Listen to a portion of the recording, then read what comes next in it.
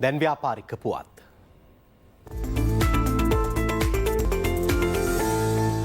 NIBM ආයතනය උසස් අධ්‍යාපනය ශ්‍රී ලංකාවේදී අඩු මුදලකට සම්පූර්ණ කිරීම සඳහා අවස්ථාව ලබා දෙමින් නව වැඩසටහනකට එළඹුණා. අවබෝධතා ගිවිසුම් දෙකකටද අත්සන් කර තිබෙනවා.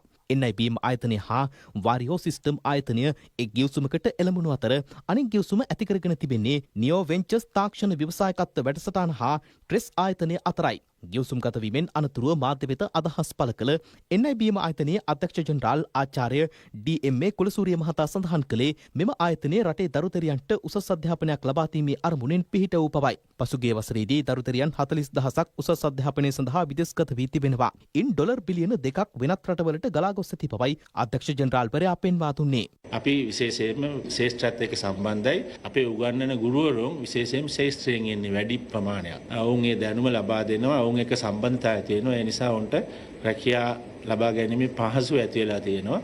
ඒ නිසා අපි අභ්‍යන්තර අපේ විශේෂ පුහුණු කළ ඒ ෆැකල්ටියත් එක්කත් එහෙම නැත්නම් ලෙක්චරර්ස්ලත් එක්කත් බාහිරින් එන කට්ටියත් එක්කත් ඉන්ඩස්ට්‍රියල් සම්බන්ධතාවත් එක්කත් අපි ඉදිරියේදී මීටත් වැඩිය හොඳට මේ අධ්‍යාපන ශාස්ත්‍රයේ කීර්තිමත් ආයතනයක් විදිහට අපේ සේවාව ලබා දෙන්න තමයි අපේ බලාපොරොත්තුව තියෙන්නේ.